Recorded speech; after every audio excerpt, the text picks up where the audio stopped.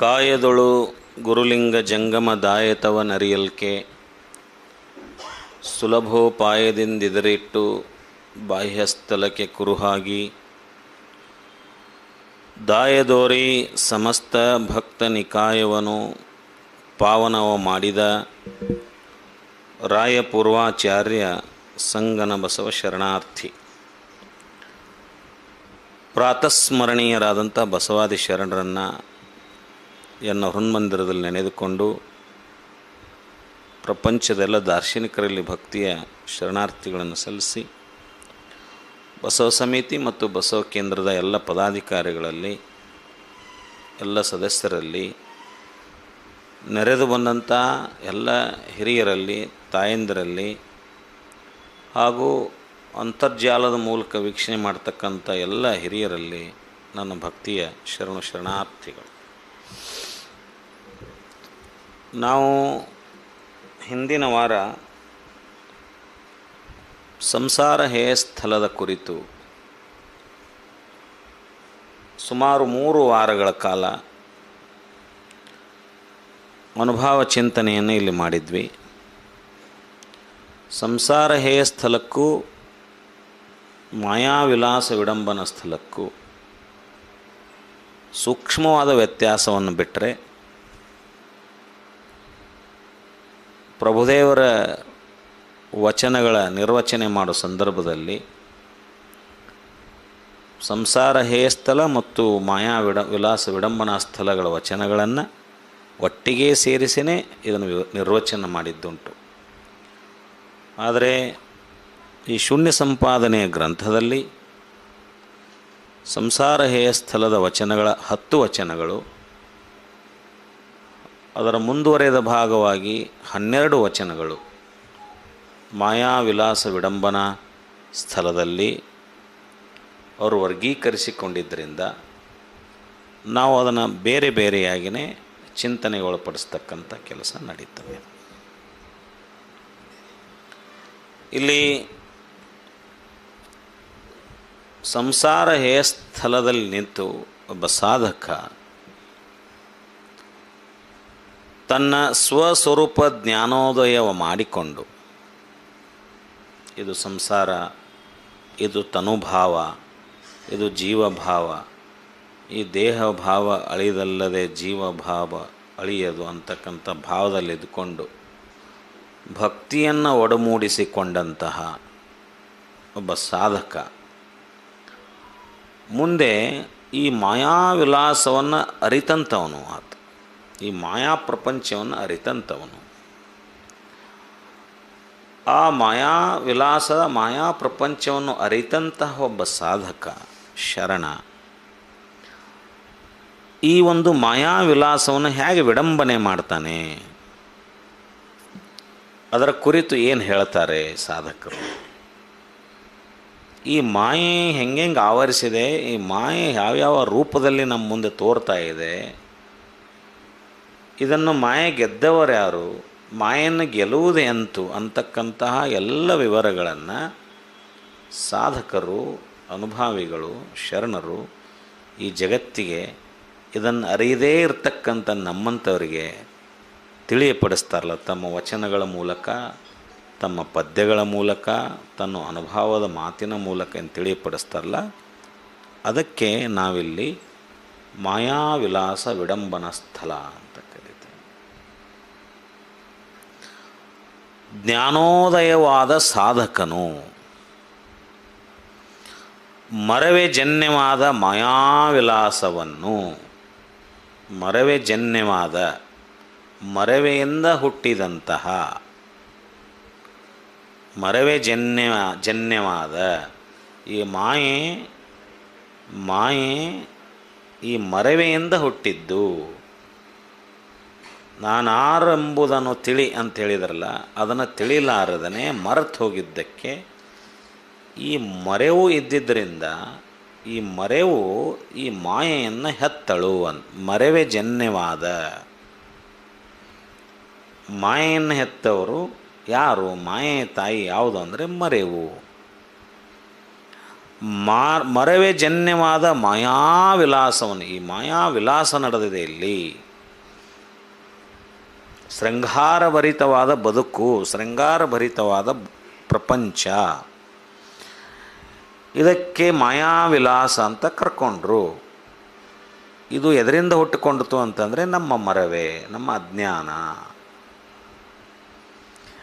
ಈ ಮಾಯಾವಿಲಾಸವನ್ನು ಈ ಸಾಧಕ, ಅರಿವುಳ್ಳ ಸಾಧಕ, ಮರವೆಯನ್ನು ಮೀರಿ ನಿಂತ ಅರಿವುಳ್ಳ ಸಾಧಕ ಈ ಮಾಯಾವಿಲಾಸವನ್ನು ಒಂದು ಕಡೆ ನಿಂತು ನೋಡಿ ಅದನ್ನು ವಿಡಂಬಿಸ್ತಾನೆ. ಪ್ರಭುದೇವರು ಅದನ್ನು ವಿಡಂಬಿಸಿದರು. ಈ ಗ್ರಂಥದಲ್ಲಿ ಪ್ರಭುದೇವರ ಮಾಯಾವಿಲಾಸ ವಿಡಂಬನ ಸ್ಥಳ ಅಂತ ಕರಿತೇವೆ. ಹಾಗೆ ಅನೇಕ ಶರಣರು ಈ ಮಾಯೆಯ ಕುರಿತು ವಿಡಂಬನೆ ಮಾಡಿದ್ದಾರೆ, ಈ ಮಾಯಾಜಾಲದ ಕುರಿತು ವಿಡಂಬನೆಯನ್ನು ಮಾಡಿದ್ದಾರೆ, ಈ ಮಾಯೆಯ ವಿವಿಧ ಸ್ವರೂಪವನ್ನು ವಿಡಂಬನೆ ಮಾಡಿದ್ದಾರೆ. ಪ್ರಾಪಂಚಿಕ ಸುಖಕ್ಕೆ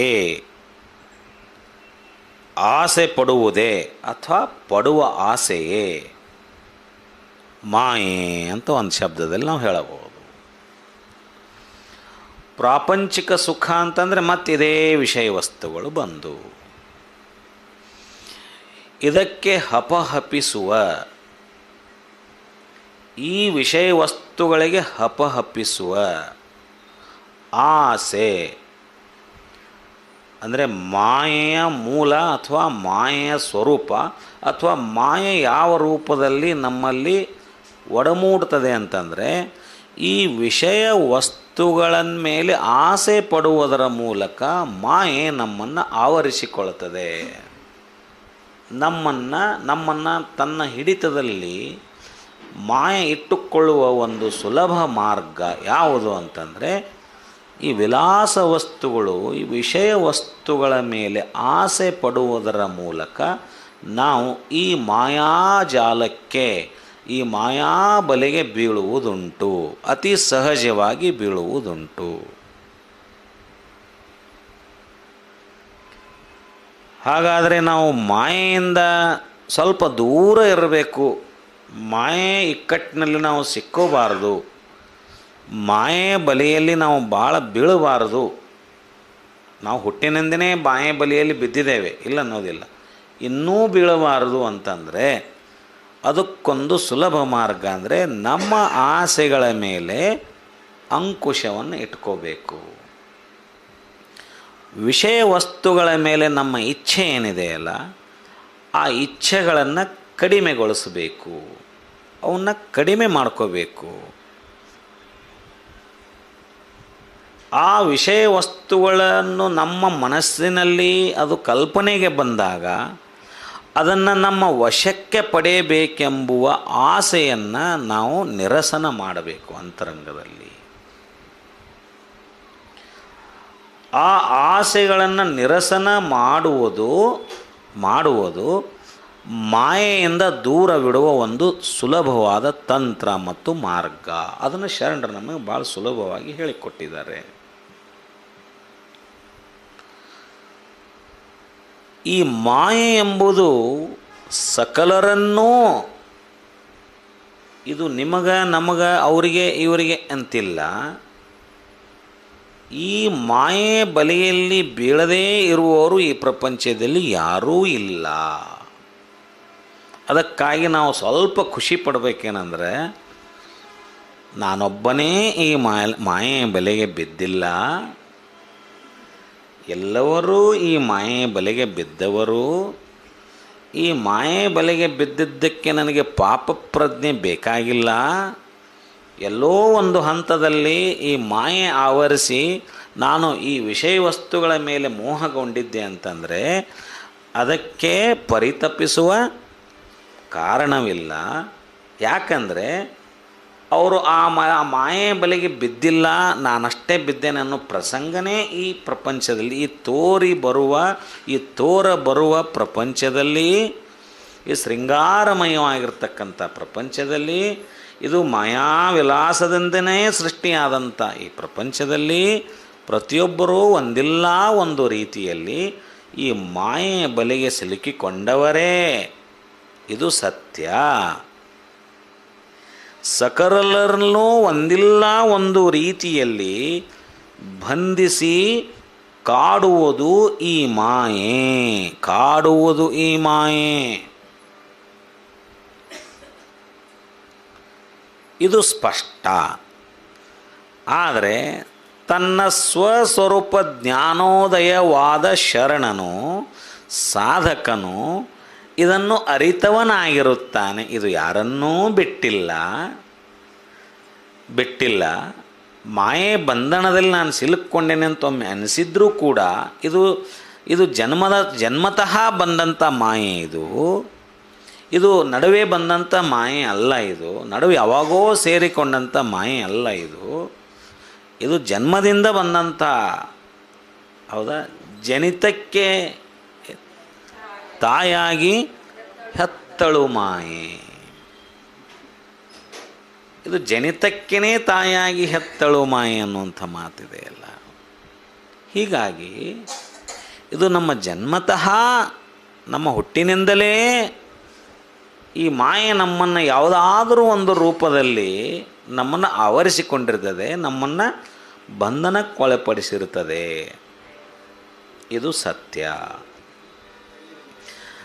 ಈ ಅರಿವನ್ನು ತನ್ನ ಸ್ವಸ್ವರೂಪ ಜ್ಞಾನೋದಯವಾದ ಸಾಧಕನು ಯಾವಾಗ ಮಾಡ್ಕೊಳ್ತಾನಲ್ಲ, ಅದನ್ನು ಮಾಡಿಕೊಂಡು ಸಾಧಕ ಆಗ್ತಾನಲ್ಲ, ಆವಾಗ ಆತನಿಗೆ ಈ ಮಾಯಾವಿಲಾಸದ ರೂಪ ಕಣ್ಣಿಗೆ ಗೋಚರವಾಗಲಿಕ್ಕೆ ಪ್ರಾರಂಭ ಆಗ್ತದೆ, ಅನುಭವಕ್ಕೆ ಬರಲಿಕ್ಕೆ ಪ್ರಾರಂಭ ಆಗ್ತದೆ.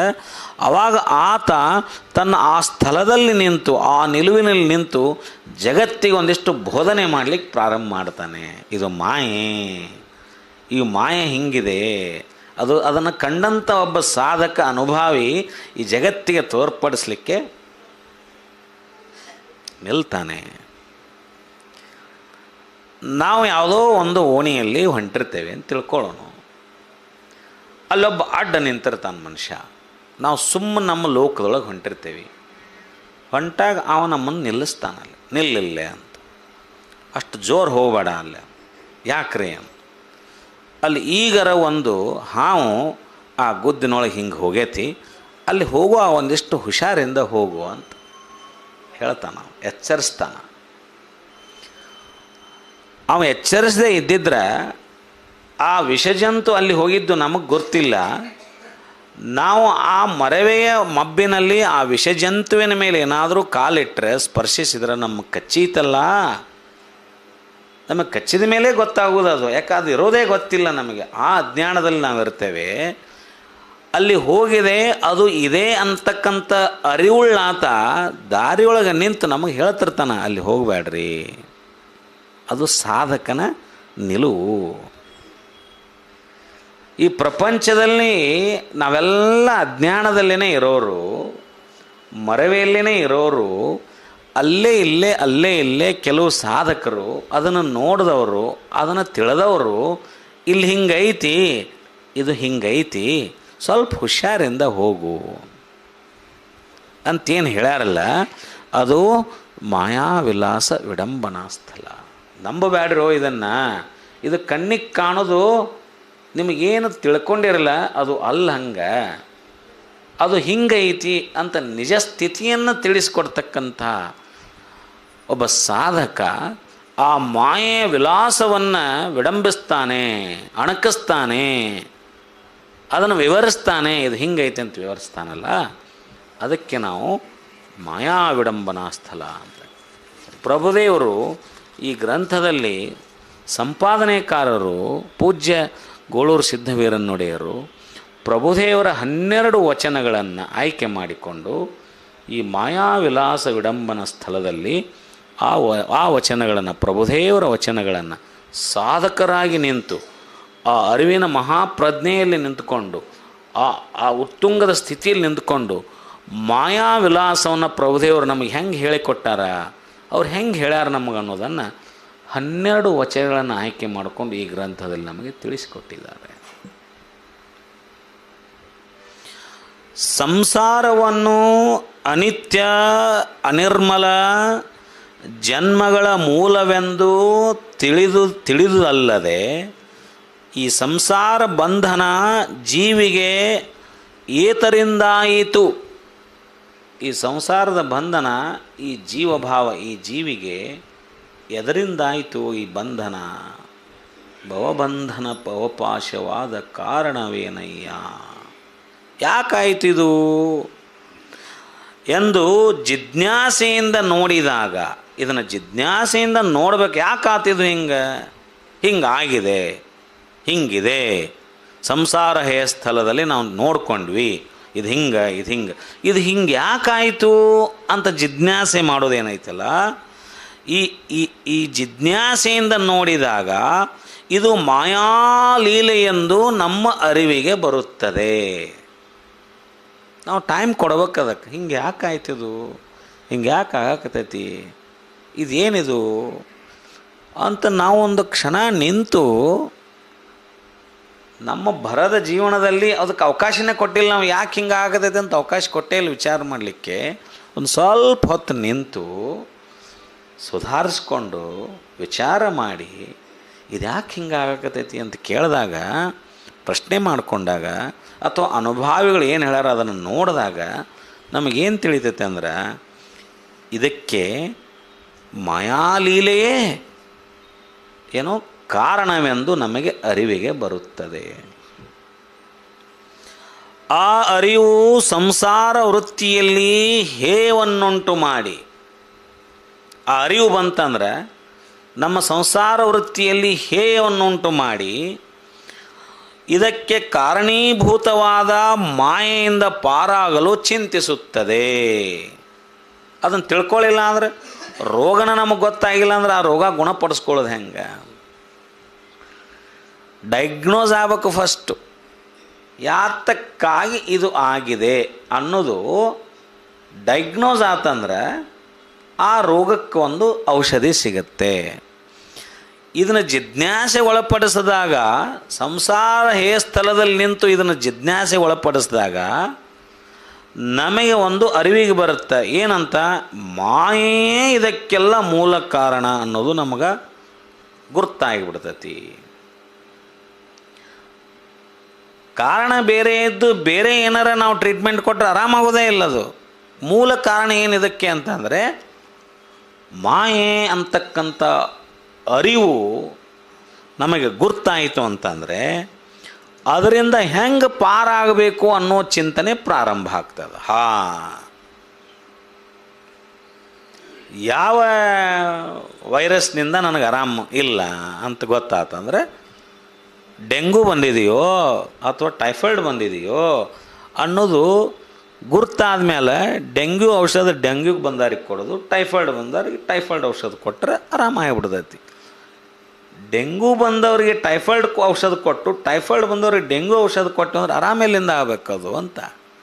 ಈ ಮಾಯೆ ಏನೇ ಇದಕ್ಕೆ ಮೂಲ ಕಾರಣ ಅನ್ನೋದೇ ನಮಗೆ ಗೊತ್ತಾಗದಂಗೆ ನಾವು ಮೋಹಬಂಧನದಲ್ಲಿ ಬಿದ್ದು ಈ ವಿಷಯ ಪ್ರಪಂಚದಲ್ಲಿ ಬಿದ್ದಾಗ ಇದ್ರ ಬಗ್ಗೆ ಎಂದು ನಾವು ವಿಚಾರ ಮಾಡಿಲ್ಲ. ನಾವು ವಿಚಾರ ಮಾಡದೇ ಇದ್ದಾಗ ಅದರಿಂದ ದೂರ ಆಗೋ ಪ್ರಶ್ನೆ ಇಲ್ಲಿಂದ ಬರುವುದಿಲ್ಲ. ಪಿಂಡ ಜ್ಞಾನವೆನಿಸುವ ಪರಶಿವನ ಲೀಲೆಯಿಂದ ಕಾಣಬಂದುದು ಈ ಮಾಯೆ. ಮಾಯೇನೂ ಅಲ್ಲಿಂದನೇ ಬಂದಿದ್ದು, ಬೇರೆ ಎಲ್ಲಿಂದ ಬಂದಿಲ್ಲ. ಆ ಮಾಯೆ ಅದ್ಭುತ ವಿಲಾಸವೇ ಈ ವಿಶಾಲವೂ ವೈವಿಧ್ಯಪೂರ್ಣವೂ ಆದ ಈ ಪ್ರಪಂಚ. ನಮಗೆ ತೋರಬರುವ ಈ ವಿಶಾಲವಾಗಿರ್ತಕ್ಕಂಥ ವೈವಿಧ್ಯಮಯವಾಗಿರ್ತಕ್ಕಂಥ ಶೃಂಗಾರಮಯವಾಗಿರ್ತಕ್ಕಂಥ ಈ ಎಲ್ಲ ಪ್ರಪಂಚವೂ ಈ ಪಿಂಡಜ್ಞಾನವೆನಿಸುವ ಪರಶಿವನ ಲೀಲೆಯಿಂದ ಕಾಣಬಂದುದೇ ಈ ಮಾಯೆ. ಆ ಮಾಯೆಯ ಅದ್ಭುತ ವಿಲಾಸವೇ ಈ ಎಲ್ಲ ಸಕಲ ತೋರ್ಪಡುವ ಪ್ರಪಂಚ. ಇದು ಬಹಳ ಆಕರ್ಷಕವೂ ಹಾಗೂ ಬಂಧಕವೂ ಹೌದು. ಇದು ಅತ್ಯದ್ಭುತವಾಗಿ ಐತಿ, ಭಾಳ ಆಕರ್ಷಣೀಯವಾಗಿ ಐತಿ, ಭಾಳ ರಮಣೀಯವಾಗಿ ಐತಿ. ಅಷ್ಟೇ ಇದು ಬಂಧಕವೂ ಇದೆ. ಇದರ ಮೂಲ ಗುಣಧರ್ಮ. ಎಲ್ಲಿ ಮಾಯೆ ಇದೆಯೋ ಅಥವಾ ಮಾಯೆಯಿಂದ ನಿರ್ಮಿತವಾಗಿರ್ತಕ್ಕಂಥ ವಿಶಾಲ ಪ್ರಪಂಚವಿದೆಯೋ ಇದರ ಎರಡು ಲಕ್ಷಣಗಳು ಏನಂತಂದರೆ, ಇದು ಭಾಳ ರಮಣೀಯವಾಗಿದೆ, ಇದು ಭಾಳ ಶೃಂಗಾರಮಯವಾಗಿದೆ, ಇದು ಭಾಳ ಆಕರ್ಷಕವಾಗಿದೆ, ಅಷ್ಟೇ ಅಲ್ಲ ಇದು ಬಂಧಕವೂ ಆಗಿದೆ. ನೋಡಿದ ತಕ್ಷಣ ನಮ್ಮನ್ನು ಬಂಧಿಸಿ ಬಿಡದತ್ತದು. ನೋಡಿದ ತಕ್ಷಣ ತನ್ನಲ್ಲಿ ನಮ್ಮನ್ನು ಆವರಿಸಿಕೊಂಡು ಬಿಡದತ್ತದು. ತನ್ನ ಬಾವು ಬಂಧನದಲ್ಲಿ ನಮ್ಮನ್ನು ತೊಗೊಂಡು ಬಿಡದತ್ತದು. ಮಾಯೆ ಗೊತ್ತಾಗೋದಿಲ್ಲ ನಮಗೆ. ಯಾಕಂದರೆ ಅದು ಅಷ್ಟು ಆಕರ್ಷಕವಾಗಿದೆ. ಏನು ನೋಡಿದರೂ ಅದು ಬೇಕನ್ನಿಸ್ತೈತಲ್ಲ ನಮಗೆ. ನೋಡ್ರಿ, ಹಂಗೆ ನಾವು ಬೇಕನ್ನಿಸ್ತೈತಿ ಅಂತೇವೋ, ಅದು ಆ ಮಾಯೆಯ ಒಂದು ಆ ಸಾಮರ್ಥ್ಯವೋ ಗೊತ್ತಿಲ್ಲ. ನಾವು ಅದರ ಮೇಲೆ ಹೆಚ್ಚು ಆಸೆ ಪಟ್ಟಿದ್ದರಿಂದ ನಾವು ಅದರ ಕೈವಶವಾಗ್ತೇವೋ, ಅಥವಾ ಆ ಮಾಯೆ ಆ ಅಗಾಧ ಶಕ್ತಿಯಿಂದ ನಮ್ಮಷ್ಟಕ್ಕೆ ನಮಗೆ ಅರಿವು ಬರಲಾರದೆ ನಾವು ಅದರೊಳಗೆ ಹೋಗ್ತೇವೋ. ಮಾಯೆ ನಿನ್ನೊಳಗೋ ನಿನ್ನೊಳು ಮಾಯೆಯೋ?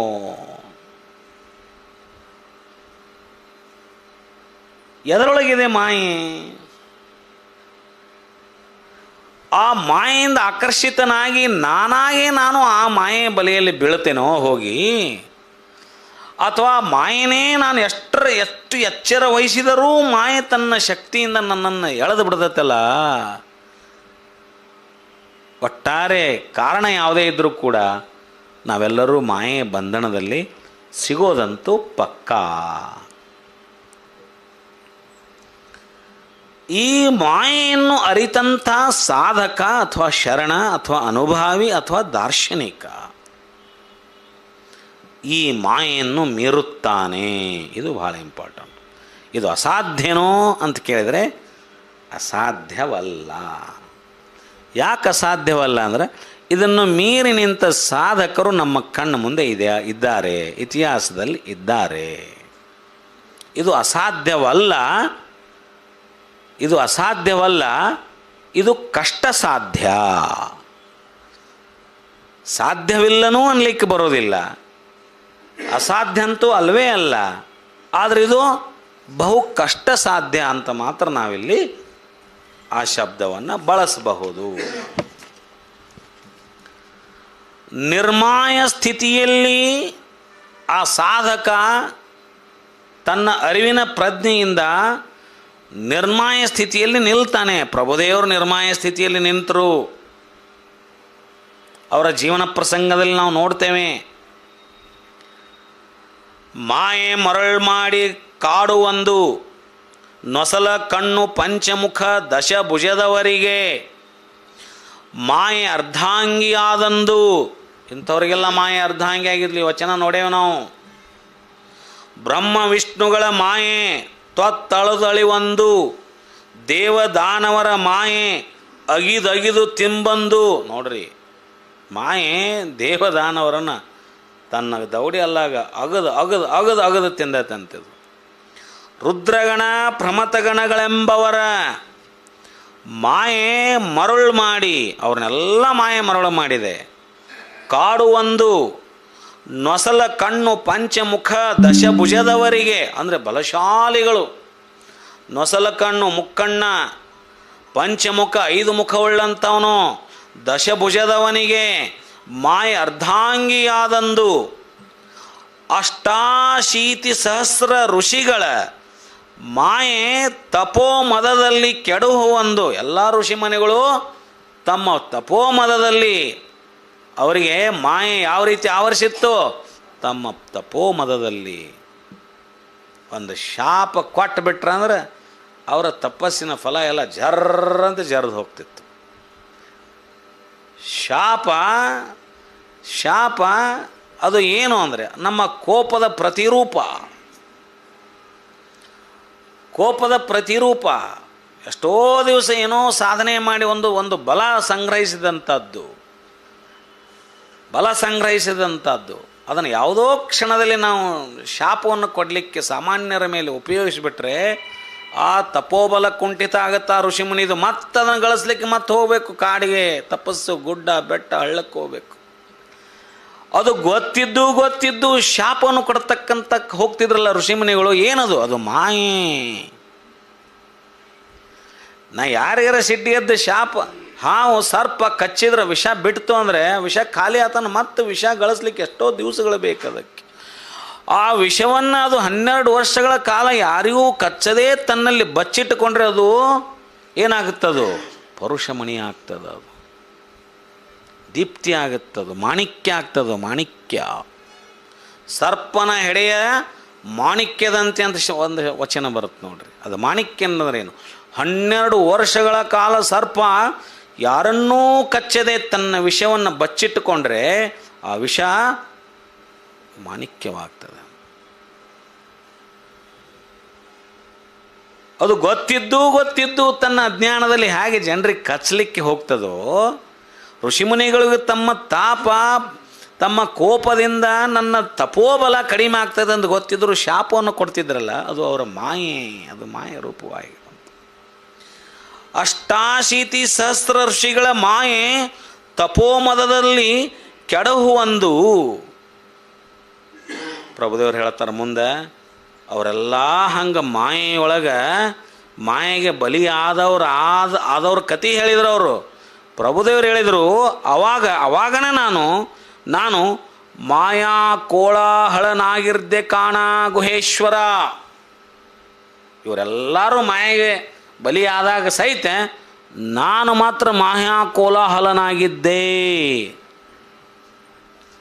ನಾನು ಮಾಯೆಯನ್ನು ಮೀರಿದವನಾಗಿದ್ದೆ ಅಂತೆ ಪ್ರಭುದೇವರ ಸ್ವಯವಚನವೇ ನಮಗೆ ಹೇಳ್ತದೆ. ಇಲ್ಲಿ ಶೂನ್ಯ ಸಂಪಾದನೆಕಾರರು ಒಂದು ಪ್ಯಾರ ಕೊಡ್ತಾರೆ ಇಲ್ಲಿ, ಎಷ್ಟು ಅದ್ಭುತ ಇದೆ ನೋಡ್ರಿ.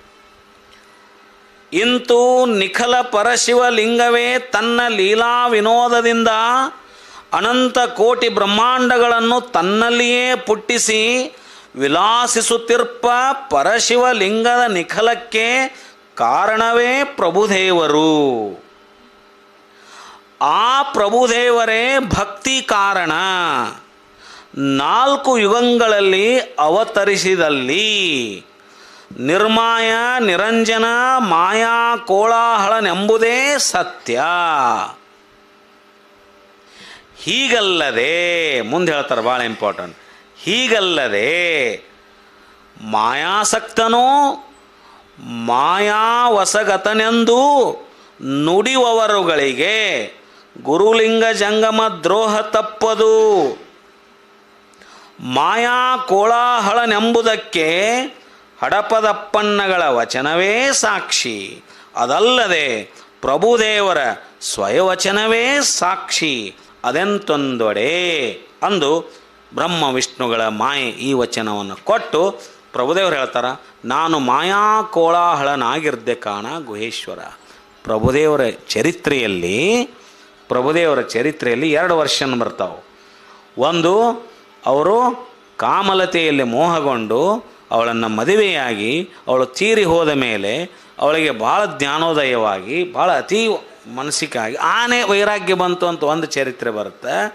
ಅವರು ಹಾಗಲ್ಲ, ಅವರು ಮಾಯಾ ಕೋಲಾಹಲನಾಗಿದ್ದರಿಂದ ಅವರೇ ಸ್ವತಃ ತಮ್ಮ ವಚನದಲ್ಲಿ ನುಡಿದ್ರಿಂದ ಪ್ರಭುದೇವರನ್ನು ಮಾಯಾಸಕ್ತರು ಅಂತ ಹೇಳುವಂಥ ಚರಿತ್ರೆ ಐತಲ್ಲ, ಅದು ದಿಟವಲ್ಲ.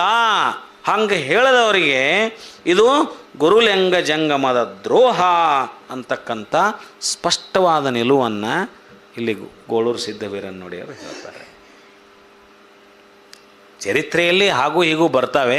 ಚರಿತ್ರೆ ವಿಷಯಕ್ಕೆ ಭಾಳ ನಾವು ಹೋಗಲಾರದೆ ಇದೊಂದು ಸ್ಪಷ್ಟನೆಯನ್ನು ಈ ಒಂದು ಸಂಪಾದನೆಯಲ್ಲಿ ಅವರು ಮಾಡಿ ಮುಂದೆ ಹೋಗಿದ್ದಾರೆ. ಅದು ಒಳ್ಳೆಯದು ಅಂತಕ್ಕಂಥ ಮಾತು. ಇಲ್ಲಾಂದರೆ ಬೇಕಂದವರು ತಮಗೆ ಯಾವ್ದು ಬೇಕು ಆ ಚರಿತ್ರೆನ ಹೇಳ್ಕೊಂಡು ಹೋಗುವಂಥ ಕೆಲವು ಅವಘಡಗಳು ನಡೀತಿರ್ತವೆ. ಅದಕ್ಕಾಗಿ ಈ ಒಂದು ಸ್ಪಷ್ಟನೆಯನ್ನು ಈ ಗ್ರಂಥದಲ್ಲಿ ಅವರು ಕೊಟ್ಟದ್ದು ಭಾಳ ಉಚಿತ ಅಂತ ನಮಗೆ ಅನ್ನಿಸ್ತಾ ಇದೆ. ಅದನ್ನು ತಮ್ಮೆದುರಿಗೆ ಇಡೋದು. ಈಗ ಅದಕ್ಕೆ ಹೇಳಿದರು ಅವರು, ಕೃತಯುಗದಲ್ಲಿ ನಾನು ಭಕ್ತಿ ಕಾರಣ, 4 ಯುಗಗಳಂತೇಳಿ ಕೃತಯುಗದಲ್ಲಿ ನಾನು ಭಕ್ತಿ ಕಾರಣ, ಸ್ಥೂಲ ಕಾರಣ ಎಂಬ ಗಣೇಶ್ವರನಾಗಿದ್ದೆಲ್ಲ ವಚನ ನಾವು ನೋಡಿದ್ದೇವೆ. ಅದರ ಹಿಂದಿನ ವಚನನೇ ಈ ವಚನ ಏನಂದ್ರೆ ನಾನು ಮಾಯಾ ಕೋಲಾಹಲನಾಗಿರ್ದೆ ಅಂತಕ್ಕಂಥ ವಚನ.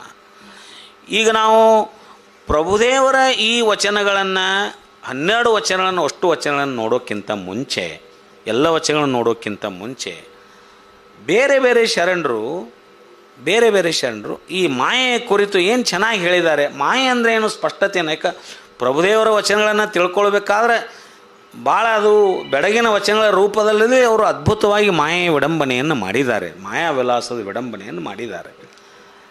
ಬೇರೆ ಶರಣರ ವಚನಗಳನ್ನು ನೋಡಿದಾಗ ಸ್ವಲ್ಪ ಮಾಯಾ ವಿಲಾಸದ ಅರ್ಥ, ಅದರ ವಿಡಂಬನೆ ನಮಗೆ ಬೇಗ ಆಗಿ ನಂತರದಲ್ಲಿ ನಾವು ಆ ಕಲ್ಪನೆಯನ್ನು ಸ್ವಲ್ಪ ಅರ್ಥ ಮಾಡ್ಕೊಂಡು ಹೋದ್ಮೇಲೆ ಪ್ರಭುದೇವರ ವಚನಗಳ ನಿರ್ವಚನ ಮಾಡಲಿಕ್ಕೆ ನಮಗೆ ಸರಳ ಆಗ್ಬೋದು ಅನ್ನೋ ದೃಷ್ಟಿಯಿಂದ ಇಲ್ಲಿ ಕೆಲವು ಆಯ್ದ ವಚನಗಳ ಚಿಂತನೆಯನ್ನು ಮೊದಲು ಮಾಡೋದು ಸೂಕ್ತ ಅಂತ ನನಗನ್ನಿಸ್ತಾ ಇದೆ.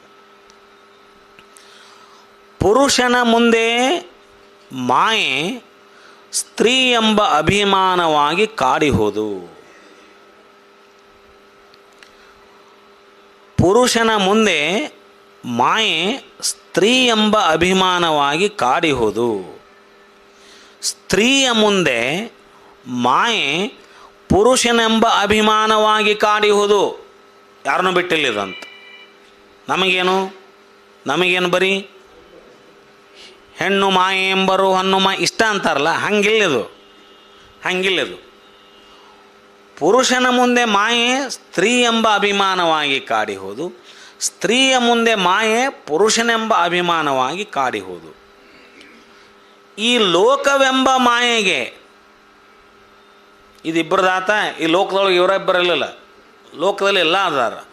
ಈ ಲೋಕವೆಂಬ ಮಾಯೆಗೆ ಶಿವಶರಣರ ಚರಿತ್ರ ಮರುಳಾಗಿ ತೋರಿಹುದು. ಈ ಪ್ರಪಂಚದಲ್ಲಿ ನಮಗೆ ಶಿವಶರಣರು ಯಾರಂತ ಗೊತ್ತಾಗವಲ್ದಂತ. ಅವ್ರಂದ್ರೆ ಏನು, ಅವ್ರ ಜೀವನ ಅಂದ್ರೇನು, ಅವ್ರು ಹೆಂಗೆ ಮಾಡಿದರು, ಅವ್ರೇನು, ಅದು ನಮಗೆ ತಿಳಿಯವಲ್ದಂಥದ್ದು. ಶರಣರು ಏನು ಅನ್ನೋದೇ ತಿಳಿವಲ್ದು ನಮಗೆ, ದಾರ್ಶನಿಕರು ಏನು ಅನ್ನೋದೇ ತಿಳಿವಲ್ದು ನಮಗೆ. ಅವ್ರು ಬದುಕಂದ್ರೆ ಏನಂತ ತಿಳಿವಲ್ದು, ಅವ್ರು ಹೆಂಗೆ ಅನ್ನೋದೇ ಗುರ್ತಾಗವಲ್ದು ನಮಗೆ. ಯಾಕಂದ್ರೆ ಈ ಲೋಕವೆಂಬ ಮಾಯೆಗೆ ಶಿವಶರಣರ ಚರಿತ್ರ ಮರುಳಾಗಿ ತೋರಿಹುದು. ಯಾಕೆ ಅರ್ಥ ಆಗೋಲ್ರು ಅವ್ರು ಯಾರು? ಶರಣರು ಯಾಕೆ ಅರ್ಥ ಆಗೋಲ್ರು? ದಾರ್ಶನಿಕರು ಯಾಕೆ ಅರ್ಥ ಆಗೋಲ್ರು? ಎಲ್ಲ ಧರ್ಮದಲ್ಲಿ ದಾರ್ಶನಿಕರದಾರ, ಎಲ್ಲ ಧರ್ಮದಲ್ಲಿ ಅನುಭಾವಿಗಳದಾರ, ಎಲ್ಲ ಧರ್ಮದಲ್ಲಿ ಜ್ಞಾನೋದಯ ಮಾಡಿಕೊಂಡಂಥ ದಾರ್ಶನಿಕರದಾರ. ಆದರೆ ಎಲ್ಲ ಧರ್ಮದಲ್ಲಿನೂ ಅವರನ್ನು ಯಾರೂ ಸರಿಯಾಗಿ ಅರ್ಥ ಮಾಡ್ಕೊಳ್ಳರಲ್ಲ. ಮರುಳಾಗಿ ತೋರಿಯುವುದು ಈ ಲೋಕವೆಂಬ ಮಾಯೆಗೆ. ಚೆನ್ನ ಮಲ್ಲಿಕಾರ್ಜುನನೊಲಿದ ಶರಣಂಗೆ. ಮುಂದೆ ನೋಡ್ರಿ ಎಷ್ಟು ಚಂದ ಆಯಿತು. ಚೆನ್ನ ಮಲ್ಲಿಕಾರ್ಜುನನೊಲಿದ ಶರಣಂಗೆ ಮಾಯೆಯೂ ಇಲ್ಲ ಮರಹೂ ಇಲ್ಲ. ಸಾಕ? ಮಾಯೆಯೂ ಇಲ್ಲ, ಮರಹೂ ಇಲ್ಲ, ಅಭಿಮಾನವೂ ಇಲ್ಲ. ಸ್ಪಷ್ಟವಾಗಿ ಈ ದೇಶಕ್ಕೆ, ಈ ಜಗತ್ತಿಗೆ, ಪ್ರಪಂಚಕ್ಕೆ ಸಂದೇಶವನ್ನು ಕೊಟ್ಟಂಥ ತಾಯಿ ಮಾಯೆ ಇಲ್ಲ ಅಂತ ಸ್ಪಷ್ಟವಾಗಿ ಹೇಳಿದರು. ಮಾಯೆಯನ್ನು ಮೀರಿ ನಿಂತು ನಿಲುವು ಇದು, ಮಾಯೆಯನ್ನು ನಿಂತು ನಿಲುವು ಇದು. ಕಾಮವೇ ನಿಲ್ಲು, ಕ್ರೋಧವೇ ನಿಲ್ಲು, ಮದವೇ ನೀನು ನಿಲ್ಲು, ಮತ್ಸರವೇ ನೀನು ನಿಲ್ಲು. ಆಹಾ, ಕಾಮಕ್ರೋಧ ಮದಮತ್ಸರಗಳಿಗೆ ನಿಲ್ಲು ಅಂತಕ್ಕಂಥ ಆದೇಶ ಈ ಜಗತ್ತಿನಲ್ಲಿ ಯಾರು ಮಾಡ್ಯಾರನೋ, ಕಾಮಕ್ಕನೇ ನಿಲ್ಲು ಅಂತ. ಯಾಕೆ ನಿಲ್ಲು ಅಂತ ಹೇಳಿದ್ರೆ ಕಾರಣ ಹೇಳಿದರು. ನೀನು ನಿಲ್ಲು ಅಂತ ಯಾಕೆ ಹೇಳಿದ್ರಂದ್ರೆ, ನಾನು ಚೆನ್ನ ಮಲ್ಲಿಕಾರ್ಜುನನ ಅವಸರದ ಓಲೆಯನ್ನು ಒಯ್ಯುತ್ತಿರುವೆ. ಇದು ಅಲ್ಲಿ ಅವನ ಜೊತೆ ಕನೆಕ್ಷನ್ ಅದ. ಅವನ ಜೊತೆ ಕನೆಕ್ಷನ್ ಇದ್ದಾಗ ನೀವೇನು, ರಾಜ್ಯದ ಮುಖ್ಯಮಂತ್ರಿ ನಮಗೆ ಬಾ ಅಂತ ಕರೆದಾಗ ಜೀರೋ ಟ್ರಾಫಿಕ್ ಆಕತ್ತೆ, ನಮಗೆ ಆಕತಿಲ್ರಿ. ಎಲ್ಲ ಸಿಗ್ನಲ್ಸು ಎಲ್ಲ ನಮಗೆ ದಾರಿ ಎಲ್ಲ, ಏನು ಯಾರೂ ಇರೋದಿಲ್ಲ. ಯಾಕೆ? ಈ ದೇಶದ ಒಡೆಯ ನನ್ನ ಕರೆದಾನ.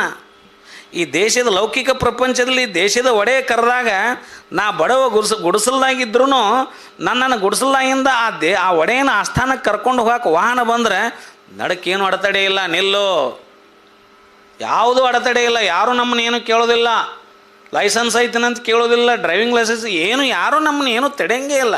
ಸುಮ್ಮ ದಾರಿ ಇದ್ರಿಗೆ ಗಾಡಿ ಸಹಿತ ಬರೋದಿಲ್ಲ. ಯಾಕ ಚೆನ್ನ ಮಲ್ಲಿಕಾರ್ಜುನನ ಅವಸರದ ಓಲೆಯನ್ನು ಒಯ್ಯುತ್ತಿರುವೆ. ಯಾಕೋ ಬಾ ಅಂದಾರಪ್ಪ, ಅಲ್ಲಿ ಒಯ್ಯಕ್ಕೆ ಹೋಗಾಕತ್ತೇನೆ ನಾನು. ಯಾರು ಕರೆದಾರ ನಮ್ಮನ್ನು? ಇಲ್ಲೇ ಯಾರು ನಮ್ಮನ್ನು ಇಲ್ಲಿಯವ್ರು ಯಾರೋ ನಮ್ಮನ್ನು ಕರೆದ್ರೆ ಹೋಗುವಾಗ ಹುರುಪ್ಲೆ ಹೋಗಿರ್ತೇವೆ. ಯಾರು ಹೇಳಿದ್ರೆ ಅಲ್ಲಿ ಹೊಂಟೇನೆ ಮತ್ತು ಸಾಹೇಬ್ರ ಮನೆಗೆ ನೋಡಿ ಮತ್ತೆ ಹೆಂಗಂತ ಬಿಟ್ಬಿಡ್ತಾರೆ ಪೊಲೀಸರೇ, ಬ್ಯಾಡ ಬಿಡ್ರಿಪ್ಪ, ದೌಡ್ ಅವಸರಲ್ಲೇ ಕರೆದಾರ ಹೋಗ್ಬೇಕಾಯ್ತು ನಾವು, ಮತ್ತು ನೀ ತಡೆದ್ರೆ ಹೆಂಗಂತ.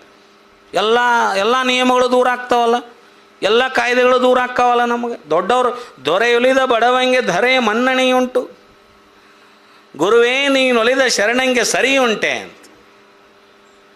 ದೊರೆಯೊಲಿದ ಬಡವಂಗೆ, ದೊರೆ, ಈ ದೇಶದ ದೊರೆ ಒಲದ್ನಂದ್ರೆ, ನಾವು ಗುಡಿಸಲಾಗಿದ್ರು ಆ ದೊರೆ ನಮ್ಮ ಮನೆಗೆ ಬಂದು ಹೋದ್ನಂದ್ರೆ ನಮ್ಮ ಓಣಿ ಮಂದಿ ನಮ್ಮನ್ನು ಅಲ್ಲಿ ತನಕ ಹೆಂಗೆ ನೋಡ್ತಿದ್ರು ಏನೋ, ಅವ್ರು ಬಂದು ಹೋದ್ಮೇಲೆ ನಮ್ಮನ್ನು ನೋಡೋ ರೀತಿನ ಬೇರೆ ಆಗುತ್ತಲ್ಲ. ಯಪ್ಪ, ಅವ್ರಿಗೆ ಅಂಥವ್ರು ಪರಿಚಯ ಅದಾರು, ಅವ್ರಿಗೆ ಅಂಥವ್ರು ಪರಿಚಯ ಅದಾರ. ಹೋಲಿ ಬಿಡೋ, ದುಷ್ಟ ಶಕ್ತಿಗಳೆಲ್ಲ ನಮ್ಮನ್ನು ಕಾಡುವಂಥ ಜನ ಸುಮ್ಮನೆ ನಿಂತು ಬಿಡ್ತಾರಿಲ್ಲ. ನಮ್ಮ ಏನೋ ಹೇಳಲಾರ್ದ ಸುಮ್ಮ ಹೋಗೋ ಹೊತ್ನ್ಯಾಗ ನಮ್ಮನ್ನು ಏನೇನೋ ಬೈಯುವಂಥ ಜನ, ಬಲಶಾಲಿಗಳು ನಮ್ಮನ್ನ ಏನೋ ಮಾಡುವಂಥ ಜನ, ಒಮ್ಮೆ ಆ ದೊರೆ ನಮ್ಮ ಗುಡಿಸ್ಲಿಕ್ಕೆ ಬಂದು ಹೋಗ್ಬಿಟ್ನಂದ್ರೆ ಅವರೆಲ್ಲ ಆಟೋಮೆಟಿಕ್ ನಮ್ಮನ್ನು ಕಾಡೋದು ಬಿಟ್ಬಿಡ್ತಾರಲ್ಲ. ಹಂಗಿದು ಕಾಮ ಕ್ರೋಧ ಮದ ಮತ್ಸರಗಳು. ಒಮ್ಮೆ ಆ ದೊರೆಯ ಜೊತೆ ನಮ್ದು ಕನೆಕ್ಷನ್ ಬಂತಂದ್ರೆ ಇವೇನು ಮಾಡ್ತಾವೆ, ಅದಕ್ಕೆ ಆ ಶಕ್ತಿ ಬಂದಿತ್ತು ಅಕ್ಕನಿಗೆ. ಕಾಮವೇ ನೀನು ನಿಲ್ಲು ಅಂದ್ರೆ ಕೇಳ್ತಿತ್ತವಳು ಮಾತು. ಯಾಕಂದ್ರೆ ಬ್ಯಾಡಪ್ಪ ಮರ, ಇವರೆಲ್ಲ ಚನ್ನಮಲ್ಲಿಕಾರ್ಜುನ ಹೊಲಿಸ್ಕೊಂಡವ್ರದಾರ.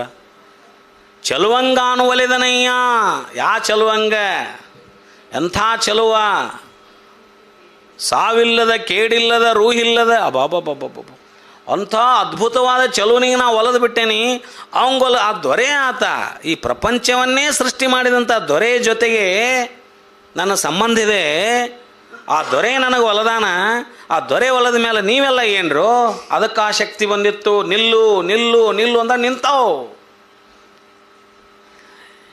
ಚೆನ್ನ ಮಲ್ಲಿಕಾರ್ಜುನ ನೊಲಿದ ಶರಣಂಗೆ ಮಾಯೆಯೂ ಇಲ್ಲ, ಮರಹೂ ಇಲ್ಲ, ಅಭಿಮಾನವೂ ಇಲ್ಲ ಅಂತಕ್ಕಂಥ. ಹಂಗಾರೆ ಇದು ಅಸಾಧ್ಯ ಅಲ್ಲಲ್ಲ, ಮಾಯೆಯನ್ನು ಮೀರುವುದು ಅಸಾಧ್ಯ ಅಲ್ಲಲ್ಲ. ಬ್ರಹ್ಮ ವಿಷ್ಣುಗಳಿಗೆ ಮಾಯೆ ಕಾಡಿರಬಹುದು, ಅದು ಒತ್ತಟ್ಟಿಗಿರಲಿ.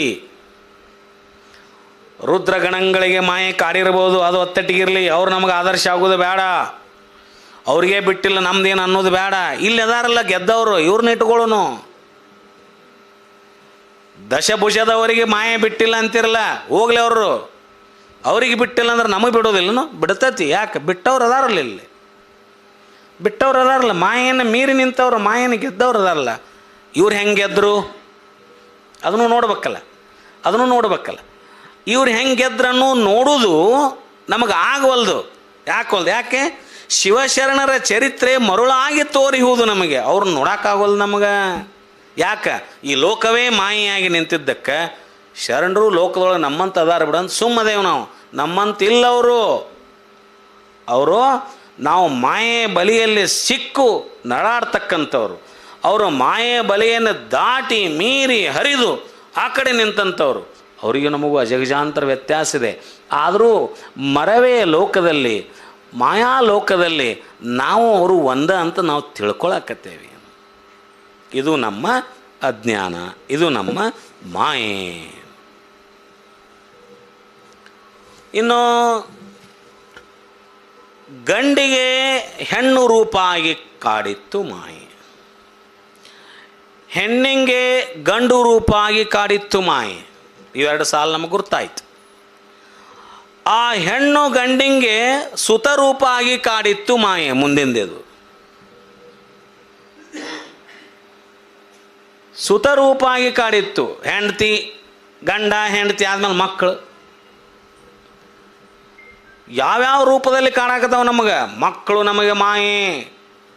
ಏನ್ರಿ ಹಿಂಗಂದ್ರೆ ಮತ್ತೆ ಇವ್ರನ್ನ ಬಿಟ್ಟು ಹೋಗ್ಬೇಕನ್ರಿ, ಬಿಟ್ಟು ಹೋಗೋದು ಎಲ್ಲ ನಾ ಹೇಳಾಕತ್ತಿದ್ದು. ಅವರು ಮಾಯಾ ಅಂತ ತಿಳ್ಕೊ ಅಂತ ಅಷ್ಟೇ ಹೇಳ್ಯಾರ ಶರಣರು, ಬಿಟ್ಟು ಹೋಗೋದಲ್ಲ. ಅಲ್ಲಪ್ಪ, ಇದು ಜನಿತಕ್ಕೆ ತಾಯಾಗಿ ಹೆತ್ತಳು ಮಾಯೆ ಅಷ್ಟೇ. ಅದು ತಾಯಿ ಬಿಟ್ಟು ಹೋಗುವುದಲ್ಲ, ತಾಯಿ ಬಿಟ್ಟು ಹೋಗೋದಿಲ್ಲ. ಇದು ಬಂಧನದೊಳಗೆ ಬೀಳಬಾರದು ಅನ್ನೋ ಎಚ್ಚರ ಇರಬೇಕಷ್ಟೇ. ಅದರ ವಿಡಂಬನೆಯನ್ನು ಮಾಡ್ತಿರ್ಬೇಕು ಸಾಧಕರು, ಅದರ ವಿಡಂಬನೆಯನ್ನು ಮಾಡಾಕ್ತಾರ. ಆ ಹೆಣ್ಣು ಗಂಡಿಗೆ ಸುತರೂಪ ಆಗಿ ಕಾಡಿತ್ತು ಮಾಯೆ, ಮಣ್ಣು ಹೆಣ್ಣು ಹೊನ್ನಾಗಿ ಕಾಡಿತ್ತು ಮಾಯೆ. ಈ ತೂಳದ ಮೇಳದ ಜಗವನ್ನಾಳಿಕೊಂಡಿತ್ತು ಮಾಯೆ. ಈ ತೂಳದ ಮೇಳದ ಅಂತಂದರೆ ತೂಳದ ವೀರರು ಅಂತ ಬರ್ತಾರೆ, ಯುದ್ಧದ ವೀರರು ಅಂತ ಬರ್ತಾರೆ. ಅದರ ಏನು ಶೌರ್ಯವಂತರು, ಧೀರವಂತರು, ನಾವೇ ಬಲಶಾಲಿಗಳು, ನಾವೇ ಅಧಿಕಾರಸ್ಥರು. ಅಧಿಕಾರ ಇದ್ದಾಗ ನೋಡ್ತೇವಲ್ಲ, ಎಲ್ಲರದು ದರ್ಪಗಳನ್ನು ನೋಡ್ತೇವಲ್ಲ. ಇವರೆಲ್ಲ ತೂಳದ ಮೇಳದ ಜಗವನ್ನು ಆಳಿಕೊಂಡಿತ್ತು ಮಾಯೆ. ಇವರಿಗೂ ಮಾಯೆ ಬಿಟ್ಟಿಲ್ಲ. ಅಧಿಕಾರದ ಮಾಯೆ ಐತಿ, ಆಸ್ತಿ ಮಾಯೆ ಐತಿ, ಎಲ್ಲದರ ಮಾಯೆ ಕೂಡೈತಿ. ಯಾರು ಶಾಂತ ಅದಾರ ನೋಡ್ರಿ, ನೀವು ಟಿ ವಿ ಹಚ್ಚಿ ನೋಡ್ರಿ, ಯಾರು ಶಾಂತ ಅದಾರ ವಿಚಾರ ಮಾಡ್ರಿ. ಯಾರೂ ಶಾಂತಿಲ್ಲ. ಕಲಹ ಕದನ, ಕಲಹ ಕದನ, ಕಲಹ ಕದನ. ಎಲ್ಲೈತಿ ಶಾಂತಿ? ಯಾರ ಹತ್ರ ಶಾಂತಿ? ಅಧಿಕಾರ ಇದ್ದವ್ರ ಹತ್ರ ಐತೋ, ಆಸ್ತಿ ಇದ್ದವ್ರ ಹತ್ರ ಐತೋ? ಇವೇನು ನಮ್ಮ ಕಣ್ಣಿಗೆ ತೋರಾಕತ್ತಾವಲ್ಲ ಇವು, ಹೆಣ್ಣು ಹಣ್ಣು ಮಣ್ಣು ಅಂತಕ್ಕಂಥ ಇವು ಮೂರ ಅಂತ ನಾವು ಅನ್ನಕತ್ತೇವಲ್ಲ, ಕಣ್ಣಿಗೆ ಕಾಣು. ಏನಿದ್ರು ಇದರೊಳಗೆ ತೊಳಲಾಡಕತ್ತೇವೆ. ಒಂದಿಷ್ಟು ಆಸ್ತಿಗಾಗಿ ಬಡದಾಟ, ಒಂದಿಷ್ಟು ಅಧಿಕಾರಕ್ಕಾಗಿ ಬಡದಾಟ, ಒಂದಿಷ್ಟು ಸಂಪತ್ತಿಗಾಗಿ ಬಡದಾಟ, ಇನ್ನಷ್ಟು ವಿಲಾಸದ ಭೋಗಕ್ಕಾಗಿ ಬಡದಾಟಲ್ಲ. ಇಷ್ಟಾದರೆ ಏನು ಸುಖ ಉಂಡಾರ? ಇಷ್ಟಾದರೆ ಶಾಂತಿಯಿಂದ ಏನಂದಾರ? ಎಷ್ಟು ಮಾಯೆ ಅವರಲ್ಲಿ ಆವರಿಸ್ಕೊಂಡಿರ್ಬೇಕು ಅಂತಕ್ಕಂಥ. ಅವ್ರು ನೋಡಿದ್ರೆ ನಮಗೆ ಕರುಣೆ ಬರಬೇಕು. ಆ್ಯಕ್ಚುಲಿ ಅರಿವುಳ್ಳವರಿಗೆ ಅವ್ರ ಮೇಲೆ ಕರುಣೆ ಬರ್ಬೇಕು. ಏನಪ್ಪ ಇವ್ರ ಸಂಕಷ್ಟ ಪಾಪ, ಎಷ್ಟೊಂದು ಸಂಕಷ್ಟ ಪಾಪ ಇವ್ರದ್ದು. ಎಷ್ಟು ಆನಂದದಿಂದ ವಿಮುಖರಾಗ್ಯಾರಲ್ಲಿ ಇವರು, ಎಷ್ಟು ಶಾಂತಿಯಿಂದ ಊರಾದಾರಲ್ಲ. ಉಂಡ್ರ ಊಟ ರುಚಿ ಹತ್ತುವಲ್ದು, ಕುಂತ್ರ ಕುಂದ್ರಿಸಿಕೊಡವಲ್ದು, ನಿಂತ್ರ ನಿಂದ್ರಿಸಿಕೊಡವಲ್ದು, ಹೊಂಟ್ರ ಹೋಗಿಸ್ಕೊಡವಲ್ದು, ಏನೂ ಮಾಡಿಸಿಕೊಡೋಲ್ಲ, ಯಾರಿಗೂ ಏನೂ ಮಾಡಿಸಿಕೊಡೋಲ್ಲಲ್ಲ. ಇದೆಂಥ ಶಕ್ತಿ! ತಣ್ಣಗೆ ಒತ್ತಟ್ಟಿ ಕುಂತು ಏನಾರ ಒಂದು ತಾಸು ಎಲ್ಲ ಮರ್ತು ಕುಂದ್ರಕ್ಕೆ ಆಗೇತೀನಿ ಅಂತಂದ್ರೆ ಆಗವಲ್ದಲ್ಲ ಯಾರಿಗೂ. ಇದು ಮಾಯಾವಿಲಾಸ, ಇದು ಮಾಯಾವಿಲಾಸ. ಈ ಮಾಯೆ ಎಲ್ಲರ ಮೋಹಿಸಿ ಹಲ್ಲ ಕಿತ್ತು ತರಕಟ ಕಾಡಿತ್ತು. ನಿಜಗುರು ಸ್ವತಂತ್ರ ಸಿದ್ಧಲಿಂಗೇಶ್ವರ ನಿಮ್ಮ ಶರಣರಲ್ಲದವರ ಹುಲ್ಲಿಂದ ಕಡೆ ಮಾಡಿತ್ತು ಮಾಯೆ. ಶರಣರನ್ನು ಹೊರತುಪಡಿಸಿ ಇಲ್ಲಿ ಹೇಳ್ತಾರ ಅವರು, ಇವ್ರನ್ನೆಲ್ಲರನ್ನೂ ಈ ಮಾಯೆ ಎಲ್ಲರ ಮೋಹಿಸಿ ಹಲ್ಲ ಕಿತ್ತು. ತರಕಟ ಕಾಡಿತ್ತು ಅಂದರೆ ಅತಿಯಾಗಿ ಭಯಂಕರವಾಗಿ ಕಾಡಿತ್ತು ಮಾಯೆ. ಅತಿ ಭಯಂಕರವಾಗಿ ಮಾಯೆ ನಾನು ಹೇಳಿದ್ನಲ್ಲ ಇಷ್ಟೊತ್ತನ, ಯಾವ ಹೆಸರು ಹೇಳಾರನ್ನ ಹೇಳ್ಬೇಕಾಗತ್ತೆ ನಾವು. ಇವೆಲ್ಲರ ಪರಿಸ್ಥಿತಿ ಏನಾಗಿದೆ? ಭಯಂಕರವಾಗಿ ಮಾಯೆ ಕಾಡಾಕತೈತಿ. ಆದ್ರೆ ಈ ಮಾಯೆ ಎಲ್ಲರನ್ನೂ ಕಾಡೈತಿ. ಆದ್ರೆ ನಿಮ್ಮ ಶರಣರಲ್ಲದವರ, ನಿಮ್ಮ ಶರಣರಲ್ಲದವರ ಅಂದ್ರೆ ಅರ್ಥ ನಿಮ್ಮ ಶರಣರನ್ನ ಅಷ್ಟ ಕಾಡಿಲ್ಲಿದು, ಶರಣರನ್ನ ಕಾಡಕ್ಕಾಗಿಲ್ಲ ಇದಕ್ಕೆ. ನಿಮ್ಮ ಶರಣರಲ್ಲದವರ ಹುಲ್ಲಿಂದ ಕಡೆ ಮಾಡಿತ್ತು ಮಾಯೆ. ನಿಮ್ಮ ಶರಣರ ಅಲ್ದವ್ರನ್ನ ಹುಲ್ಲಿಗಿಂತನೂ ಕಡಿಯಾಗಿ ಕಂಡೈತಿ ಈ ಮಾಯೆ ಅಂತ. ಶರಣರಲ್ದವ್ರು ಯಾರು ಬಂದರೂ ಒಟ್ಟರು ತಿಳ್ಕೊಂಬಿಡ್ರಿ ನೀವು. ಶರಣರಲ್ದವ್ರು ಯಾರು ಅದಾರಲ್ಲ ಅವ್ರು ಎಲ್ಲರನ್ನೂ ಈ ಮಾಯೆ ಕಸದ ಕಡ್ಡಿಕ್ಕಿಂತ ಕಡೆ ಮಾಡೈತಿ ಅಂತ ಅರ್ಥ. ಎಷ್ಟು ಯಾರು ದೊಡ್ಡವರು? ಮಾಯೆಯನ್ನು ಗೆದ್ದವರು. ಮಾಯೆಯನ್ನು ಗೆದ್ದವರು ಯಾರು? ಶರಣರು, ಅನುಭಾವಿಗಳು, ದಾರ್ಶನಿಕರು, ಎಲ್ಲ ಧರ್ಮದ ಅನುಭಾವಿಗಳು, ಎಲ್ಲ ಧರ್ಮದ ದಾರ್ಶನಿಕರು ಶರಣರು. ಅಸಂಖ್ಯ ಸಂಖ್ಯೆಯಲ್ಲಿ ಶರಣರನ್ನು ಏಕಕಾಲಕ್ಕೆ ಗೆದ್ದವರು ಯಾರಾದಿದ್ರೆ ಶರಣರು ಅಂತ ಹೇಳ್ಬೋದು. ಆಯಾ ಧರ್ಮದಲ್ಲಿ ಒಬ್ಬರು ದಾರ್ಶನಿಕರಾಗಿ ಬಂದಿರಬಹುದು. ಆದರೆ ಅಸಂಖ್ಯ ಸಂಖ್ಯೆಯಲ್ಲಿ ಲಕ್ಷದ ಮೇಲೆ 96,000 ಅಮರಗಣಗಳು, ಹೌದಾ, 770 ಅಮರಗಣಗಳು, ಜಂಗಮರು ಲಕ್ಷದ ಮೇಲೆ 96,000, ಸುಮಾರು 300-400 ವಚನಕಾರ್ತಿಯರು, ಶರಣರು, ಶರಣೀಯರು, ಪ್ರಭುದೇವರ ಆದಿಯಾಗಿ ಬಸವಣ್ಣರ ಆದಿಯಾಗಿ ಸಾಮಾನ್ಯರಲ್ಲಿ ಸಾಮಾನ್ಯದಂಥ ಕಾಯಕವನ್ನು ಮಾಡಿಕೊಂಡು ಹೋದಂಥ ಪ್ರತಿಯೊಬ್ಬ ಶರಣರು ಏಕ ಸಮಯಕ್ಕೆ ಏಕಕಾಲಕ್ಕೆ ಇಷ್ಟೊಂದು ಅಸಂಖ್ಯ ಸಂಖ್ಯೆಯಲ್ಲಿ ಈ ಮಾಯೆಯನ್ನು ಗೆದ್ದು ಮೀರಿ ನಿಂತಂಥ ದಾರ್ಶನಿಕರು 12ನೇ ಶತಮಾನದ ಶರಣರು ಅಂತಕ್ಕಂಥ ಮಾತು. ಅದರ ಅರ್ಥ ಬೇರೆ ಯಾರು ಗೆದ್ದಿಲ್ಲ. ಬೇರೆ ಬೇರೆ ಧರ್ಮದಲ್ಲಿ ಭಾಳಷ್ಟು ಜನ ಗೆದ್ದಿದ್ದಾರೆ. ನಾನು ಹೇಳ್ತೇನೆ, ಇಷ್ಟೊಂದು ಸಾಮೂಹಿಕವಾಗಿ ಅಸಂಖ್ಯ ಸಂಖ್ಯೆಯಲ್ಲಿ ಏಕಕಾಲಕ್ಕೆ ಈ ಮಾಯೆಯನ್ನು ಮೀರಿ ನಿಲುವಾಗಿ ನಿಂತಂಥ ಶರಣರು ಅಂತ ನಾನು ಹೇಳಕತ್ತೇನೆ ಅಷ್ಟೆ. ಇದು ಒಂದಾದರೆ, ಇನ್ನು ನಾನೊಂದ ನೆನೆದಡೆ ತಾನೊಂದ ನೆನೆಯುವುದು. ಈ ಮಾಯೆಯ ಸ್ವರೂಪ ಹೆಂಗೈತೆ ನೋಡ್ರಿ. ನಾನೊಂದ ನೆನೆದಡೆ ತಾನೊಂದ ನೆನೆಯುವುದು, ನಾನಿತ್ತಲೆಳೆದಡೆ ತಾನತ್ತಲೆಳೆಯುವುದು. ಏನು ಮಾಡಲಯ್ಯ ಎನ್ನ ಹೀನ ಮನದ ಬಯಕೆಗಳನ್ನು, ಜ್ಞಾನ ಖಡ್ಗದಿಂದ ಕಡೆವರಾರ ಕಾಣೇನು.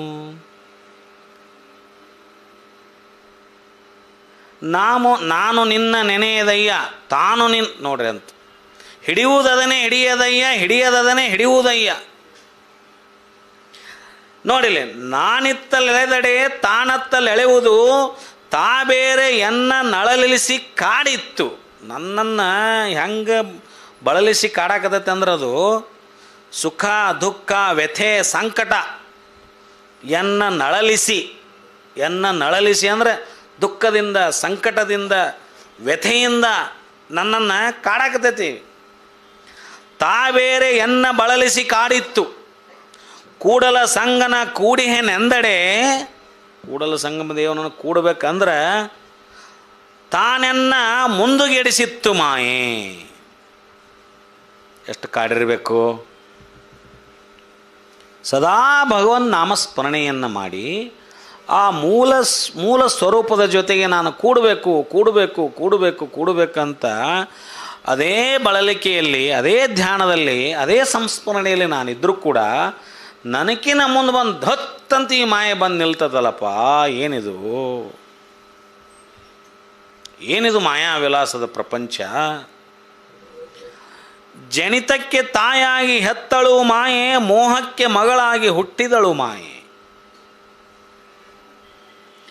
ಕೂಟಕ್ಕೆ ಸ್ತ್ರೀಯಾಗಿ ಕೂಡಿದಳು ಮಾಯೆ, ಇದಾವದ ಪರಿಯಲ್ಲಿ ಕಾಡಿತ್ತು ಮಾಯೆ. ಯಾವ ಪರಿಯಲ್ಲಿ ನಾನು ಈ ಮಾಯೆ ಕಾಡಾಕತೈತಪ್ಪ, ಯಾವ ಪರಿಯಲ್ಲಿ ಕಾಡಾಕತೈತಿ. ಈ ಮಾಯೆಯ ಕಳೆವಡೆ ಎನ್ನಳವಲ್ಲ.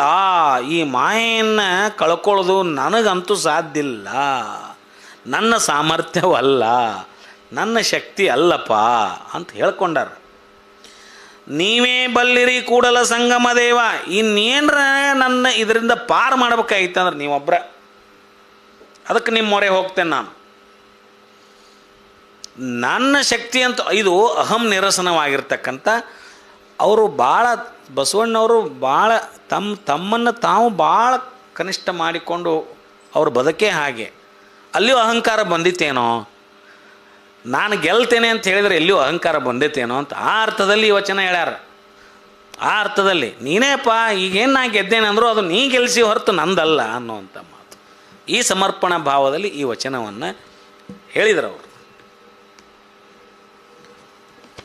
ಇನ್ನು ಇಲ್ಲೊಂದು ಹಡಪದ ಲಿಂಗಮ್ಮ ನೋಡ್ರಿ ಎಷ್ಟು ಚಂದ ಹೇಳ್ಯಾರ ಇವರು. ಒಬ್ಬ ಸಾಮಾನ್ಯರಿರ್ತಕ್ಕಂಥ ಶರಣರು ಯಾವ ನಿಲುವಿಗೆ ನಿಂತಿದ್ರು ಅನ್ನೋದನ್ನು ಮಾಯದ ಬೊಂಬೆಯ ಮಾಡಿ, ಬೊಂಬೆ ಅದರದ್ದು ನೀರ ಬೊಂಬೆ ನಾವು ನೋಡಿದ್ವಿ. ಈಗ ಇನ್ನು ನೀರು ಕಣ್ಣಿಗರ ಕಾಣ್ತೈತೆ, ಒಂದಿಷ್ಟು ಗೋಚರ ಐತದು. ಅದರದರ ಗೊಂಬೆ ಹೆಂಗಾರ ಮಾಡ್ಬೋದು ಅಂತ ಕಲ್ಪನೆ ಮಾಡ್ಕೊಳ್ಳೋಣ ನಾವು.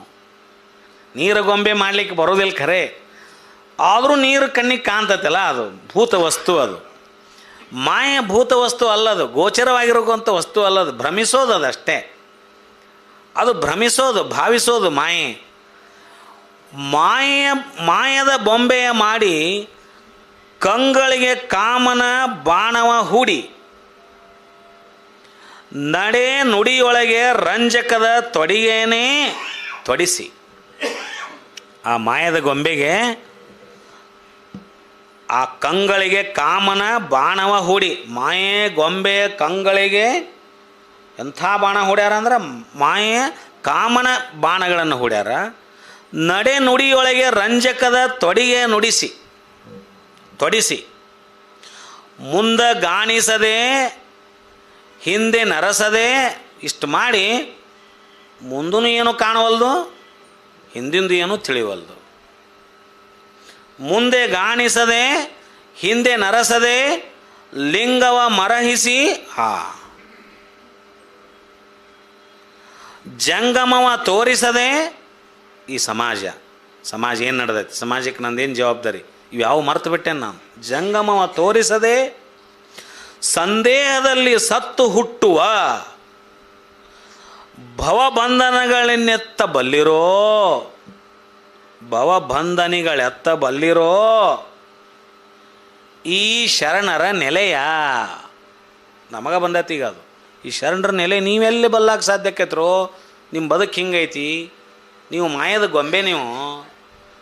ನೀವೇನಂದ್ರೆ ಮಾಯದ ಗೊಂಬೆ. ನೀವು ನಿಮ್ಮ ಕಣ್ಣಾಗ ಕಾಮನ ಬಾಣವನ್ನು ಹುಡ್ಕೊಂಡು ಕುಂತೀರಿ. ನೀವು ಎರಡು ಕಣ್ಣಾಗ ಎರಡು ಬಾಣ ಹುಡ್ಕೊಂಡು ಕುಂತೀರಿ. ಈ ನಡೆ ನುಡಿಯೊಳಗೆ ರಂಜಕದ ತೊಡೆಗೆ ನುಡಿಸಿ, ನಡೆ ನುಡಿಯೊಳಗೆ ಭಾಳ ರಂಜಕದ ಏನೋ ಎರಡು ಮಾತು ಚಂದನ ಮಾತು ಮಾತಾಡಕತ್ತಾರೆ ಅಷ್ಟೇ. ಮುಂದಾಗ ನಿಮಗೆ ಮುಂದೆ ಎಲ್ಲಿ ಹೋಗ್ತೀರಿ ಅನ್ನೋದು ಗೊತ್ತಿಲ್ಲ, ಎಲ್ಲಿಂದ ಬಂದಿರಿ ಅನ್ನೋದು ನಿಮಗೆ ಗೊತ್ತಿಲ್ಲ, ಅರಿವು ಇಲ್ಲ ಅಂಥವ್ರು ನೀವು. ಲಿಂಗವ ಮರೆಯಿಸಿ ಜಂಗಮವ ತೋರಿಸದೆ ಸಂದೇಹದಲ್ಲಿ ಸತ್ತು ಹುಟ್ಟುವ ಈ ಭವ ಬಂಧನಿಗಳೆತ್ತಬಲ್ಲರು ಈ ಶರಣರ ನೆಲೆಯ.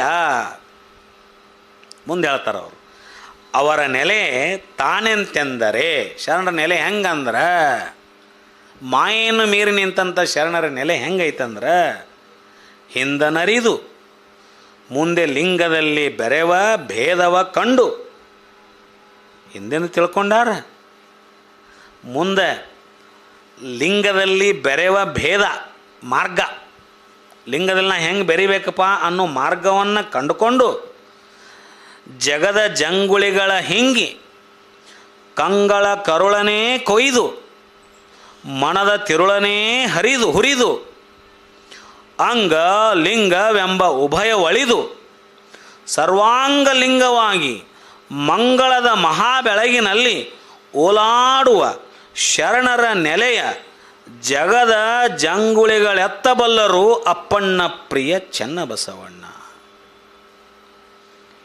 ಇದು ಒಬ್ಬ ಶರಣರು, ಮಾಯೆಯನ್ನು ಮೀರಿ ನಿಂತಂಥ ಒಬ್ಬ ಶರಣರ ಬದುಕು ಹೇಗಿರುತ್ತ ಅಂತ ತಿಳ್ಕೊಳ್ಳಿಕ್ಕೆ ಈ ವಚನ, ಇದು ಡೆಫಿನೇಷನ್, ಇದು ವ್ಯಾಖ್ಯಾನ, ಇದು ಶರಣರ ಕುರಿತು ಕೊಟ್ಟಂಥ ಲಿಂಗಮ್ಮ, ಹಡಪದ ಲಿಂಗಮ್ಮ ಕೊಟ್ಟಂಥ ವ್ಯಾಖ್ಯಾನ. ಇದು ಎಂಥದಿದು? ಹಿಂದೆಂದ ಏನಂತ ತಿಳ್ಕೊಂಡವರು, ಮುಂದೆ ಲಿಂಗದಲ್ಲಿ ಹೆಂಗೆ ಸಮರಸ ಭಾವ ಹೊಂದಬೇಕಂತ ನೋಡ್ಕೊಂಡವ್ರು, ಅದರ ಮಾರ್ಗವನ್ನು ಅರಿತಂಥವ್ರು. ಇದನ್ನೆಲ್ಲ ನಾವು ಅರ್ತಿಲ್ಲ, ಹಂಗಾರೆ ನಾವು ಶರಣರಲ್ಲ, ನಮ್ಮ ಹೆಸರಿನಿಂದ ನಾವು ಶರಣ ಅಂತ ಬರ್ಕೊತೇವಿ, ಅದು ಮಹಾ ಅಪರಾಧ. ಎಲ್ಲರೂ ಹಂಗೆ ಏಕಕಾಲಕ್ಕೆ ಶರಣರ ಅನ್ಕೊತ ಹೋದ್ರೆ ಶರಣರಂದ್ರೆ ಹಿಂಗಿರ್ಬೇಕಾಗತ್ತೆ. ಈ ಮಾಯೆಯನ್ನು ಮೀರಿ ನಿಂತಂಥ ಶರಣರ ನಿಲುವು ಈ ರೀತಿ ಇರುತ್ತಲ್ಲ, ಇದನ್ನು ಹೆಂಗೆ ಪಡ್ಕೊಳ್ಳೋದು, ಇದನ್ನು ಹೆಂಗೆ ಪಡ್ಕೊಳ್ಳೋದು, ಈ ಮಾಯೆಯನ್ನು ಹೆಂಗೆ ಮೀರೋದು? ಅವರ ಹೇಳ್ತಾರೆ ನಮಗೆ, ಈ ಮಾಯೆಯನ್ನು ಹೆಂಗೆ ಮೀರೋದು, ಏನು ಪಡ್ಕೊಳ್ಳೋದು, ಹೆಂಗೆ ಪಡ್ಕೊಳ್ಳೋದು ಅನ್ನೋದನ್ನು ಶರಣರ ವಚನಕ್ಕೆ ಹೋಗ್ಬೇಕು ನಾವು. ಮತ್ತು ಶರಣರ ವಚನ ಅಂದ್ರೆ ಅಂಗೈಯಲ್ಲಿ ಲಿಂಗದಾನ, ಹೌದಾ? ನಾವು ಈ ಜಗತ್ತಿನ ಜೊತೆ ವ್ಯವಹರಿಸೋದನ್ನು ಬಿಟ್ಟು, ಜಗತ್ತಿನ ಜೊತೆ ಮಾತಾಡೋದು ಬಿಟ್ಟು, ಈ ಮಾಯಾಲೋಕದಲ್ಲಿ, ಈ ಮಾಯಾ ಪ್ರಪಂಚದಲ್ಲಿ ಏನು ಬಿದ್ದು ಹೊರಳಾಡಿ ಅದರ ಜೊತೆನೇ ವ್ಯವಹರಿಸಾಕತ್ತೇವೆ, ಅದರ ಜೊತೆನೇ ಮಾತಾಡಕತ್ತೀವಿ. ಮಾಯದಲ್ಲಿ ಬಿದ್ದು ಯಾರ ಜೊತೆ ಖರೆ ನಾವು ಮಾತಾಡಬೇಕಾಗತ್ತೆ, ಅವ್ರ ಜೋಡಿ ಮಾತಾಡೋದು ಬಿಟ್ಟು ಅವ್ರನ್ನ ಮರೆತು ಈ ವಿಷಯ ಪ್ರಪಂಚದ ಜೊತೆಗೇ ಬಿದ್ದು ನಾವು ಎಲ್ಲರನ್ನೂ ಮಾಯದ ಬೊಂಬೆಗಳ ಜೊತೆಗೆ, ನಾವು ಮಾಯದ ಬೊಂಬೆ, ನೀವು ಮಾಯದ ಬೊಂಬೆ, ಮಾಯದ ಬೊಂಬೆಗಳ ನಡಕ್ಕೆ ಏನು ವ್ಯವಹಾರ ನಡೆದೈತಿ, ಏನು ಮಾತು ನಡೆದೈತಿ, ಈ ಮಾತಿನ ಮಬ್ಬಿನಲ್ಲೇ ನಾವು ಯಾರು ನಮ್ಮ ಜೊತೆ ಮಾತಾಡೋದು ಬಿಟ್ಟಾರಲ್ಲ ಅವ್ರನ್ನ ಮಾತಾಡ್ಸವಲ್ವಿ. ಯಾಕೆ ನಮ್ಮನ್ನು ಮಾತಾಡ್ಸೋದು ಬಿಟ್ಟಾರ ಅವ್ರು ಅಂದ್ರೆ, ನಾವು ಅವ್ರ ಕಡೆ ಲಕ್ಷ್ಯ ಕೊಟ್ಟಿಲ್ಲ. ಲಕ್ಷ್ಯ ಕೊಟ್ಟರೆ ಮಾತಾಡಿಸ್ತಾರೆ, ನಾವು ಅದ್ರ ಕಡೆ ಲಕ್ಷ್ಯ ಕೊಟ್ಟರೆ ಅವ್ರು ನಮ್ಮನ್ನು ಮಾತಾಡಿಸ್ತಾರೆ. ಲಕ್ಷ್ಯ ಕೊಡಲಿ ಅಂದ್ರೆ ಅವ್ರು ಯಾಕೆ ಮಾತಾಡಿಸ್ತಾರೆ? ನೋಡಲ್ದಂಗೆ ಹೋದ್ರೆ, ನೋಡಿನೋ ನಿಮ್ಗೆ ಅಜ್ಞಾನದೊಳಗೆ ನೀವು ಕಂಡೇ ಇಲ್ಲ ಅವರಿಗೆ ಅಂದ್ರೆ ಅವ್ರು ಯಾಕೆ ನಿಮ್ಮನ್ನು ಕರೆದು ಮಾತಾಡಿಸ್ತಾರೆ? ಮಾತಾಡಿಸೋದಿಲ್ಲ. ನಾವು ಅರಿವಿಟ್ಕೊಂಡು ಅವ್ರನ್ನ ಮಾತಾಡಿಸಿದ್ರೆ ಅವ್ರು ನಮ್ಮನ್ನು ಬರ್ರಿ ಏನ್ರಿ ಹೆಂಗ್ರಿ ಅಂತ ಕೇಳ್ತಾರೆ. ಅದಕ್ಕೆ ಮುಪ್ಪಿನ ಷಡಕ್ಷರಿ ಶಿವಯೋಗಿಗಳು ಒಂದು ತಮ್ಮ ಪದ್ಯದಲ್ಲಿ ಎಷ್ಟು ಚೆನ್ನಾಗಿ ಹೇಳ್ಕೊಂಡಿದ್ದಾರೆ ಅಂದ್ರೆ, ಏನು ಹೇಳಿದ್ದಾರೆ ಅವ್ರು ನೋಡ್ರಿ. ಎನ್ನ ಕರದೊಳಗಿರ್ದು ಎನ್ನೊಳೇತಕ್ಕೆ ನುಡಿಯೇ. ನನ್ನೊಳಗೆ ಅದಿ ನೀನು, ನನ್ನ ಕರದೊಳಗೆ ನೀ ಇಷ್ಟಲಿಂಗ ಆಗಿದೀನಿ, ನೀ ನನ್ನೊಳಗೆ ಇದ್ದು ಇದರೊಳಗೆ ಅಡಗಿರ್ದು, ಈ ಲಿಂಗದಲ್ಲೇ ನೀ ಅಡಗಿದ್ದು, ನೀನು ನನ್ನ ಜೊತೆ ಯಾಕೆ ಮಾತಾಡುವಲ್ಲಿ? ನಾವೆಂದರೆ ಈ ಪ್ರಶ್ನೆ ಹಾಕ್ಕೊಂಡೇವೇನು? ಹಾಕ್ಕೊಂಡಿಲ್ಲ. ಯಾರ ಜೊತೆ ಮಾತಾಡ್ಬೇಕಾಯ್ತು ನಾವು? ಇವ್ರ ಜೊತೆ ಮಾತಾಡ್ಬೇಕಾಯ್ತು. ಒಮ್ಮೆ ನಮ್ಗೆ ನೆನಪಾಗೈತೇನೋ? ನೆನಪಾಗಿಲ್ಲ. ದಾರ್ಶನಿಕರಿಗೆ ಅಷ್ಟ ಆ ಚಿಂತೆ ಇರ್ತೈತೆ, ನಮಗಿಲ್ಲ. ಎನ್ನ ಭವಭವದಲ್ಲಿ ಬೆಳೆದಾಳ್ದನೆ ಹೇಳ್ತಾರೆ ಅವರು. ನೀ ಏನು ನನಗೆ, ನಾವೇನು ಎಲ್ಲರೂ ತಿಳ್ಕೊಂಡೇವಲ್ಲ, ಇದು ದಾರ್ಶನಿಕರು ನಾವು ತಿಳ್ಕೊಂಡು ಎಲ್ಲ ಜಗತ್ತನ್ನು ಏನು ತಿಳ್ಕೊಂಡಿವಿ ಅದನ್ನು ಅವ್ರು ತಿಳ್ಕೊಂಡಿಲ್ಲ. ದಾರ್ಶನಿಕರು ಎಲ್ಲ ಏನಂತ ತಿಳ್ಕೊಂಡಾರ ಅದನ್ನು ನಾವು ತಿಳ್ಕೊಂಡಿಲ್ಲ. ಅದಕ್ಕೆ ನಾವು ಮಾಯೆ ಬಲೆಯಲ್ಲಿದ್ದೇವೆ, ಅವರು ಮಾಯೆ ಬಲೆಯನ್ನು ಮೀರಿ ನಿಂತವ್ರು. ಎನ್ನ ಚಿಂತಾಮಣಿಯೇ ಎನ್ನ ಪರುಷದ ಕಣಿಯೇ, ಲಿಂಗಯ್ಯ ಹೇಳ್ಯಾರ ಅವರು. ಲಿಂಗಯ್ಯ ಅಂದ್ರೆ ಆ ಪರಾತ್ಪರ ವಸ್ತು. ಎನ್ನ ಚಿಂತಾಮಣಿಯೇ ಎನ್ನ ಪರುಷದ ಕಣಿಯೇ ಎನ್ನ ಬೇಡಿದದೀವ ಸುರಭೂಜವೇ. ಏನು ಕೇಳ್ತಿ ಅದನ್ನು ಕೊಡುವಂಥ ಸುರಭೋಜ ನೀನು. ಎನ್ನ ಸಂಜೀವನವೇ ಎನ್ನ ಪರಮಾಯುಷವೇ ಎನ್ನ ಕರದೊಳಗಿರ್ದು ಏಕೆ ನುಡಿಯೇ. ಯಾಕೆ ಮಾತಾಡವಲ್ಲಪ್ಪ? ಈ ಚಿಂತೆ ನಾವೆಂದರ ಮಾಡೇವೋ ಅಥವಾ ನಾವು ನಮ್ಮ ಲಿಂಗಯ್ಯನ ಪೂಜೆ ಮಾಡಿಕೊಂಡಾಗ ಈ ಪ್ರಶ್ನೆಯನ್ನು ನಮ್ಮ ಲಿಂಗಯ್ಯಗೆ ನಾವು ಕೇಳ್ಕೊಂಡೇವೋ ಹೆಂಗೋ? ಕೇಳ್ಕೊಂಡಿಲ್ಲ. ಲಿಂಗಣ ಧರಿಸೋದು ಜನ ಅದಾರ,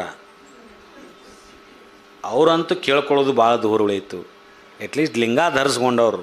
ನಾವರ ನಿತ್ಯ ಈ ಲಿಂಗಯ್ಯನ ಜೊತೆ ಹಿಂಗೆ ಮಾತಾಡೇವೇನೋ ಹೆಂಗೆ ಅಂದ್ರೆ ಮಾತಾಡಿಲ್ಲ. ಯಾಕಂದ್ರೆ ನಾವು ಮರ್ತು ಬಿಟ್ಟೇವಿ.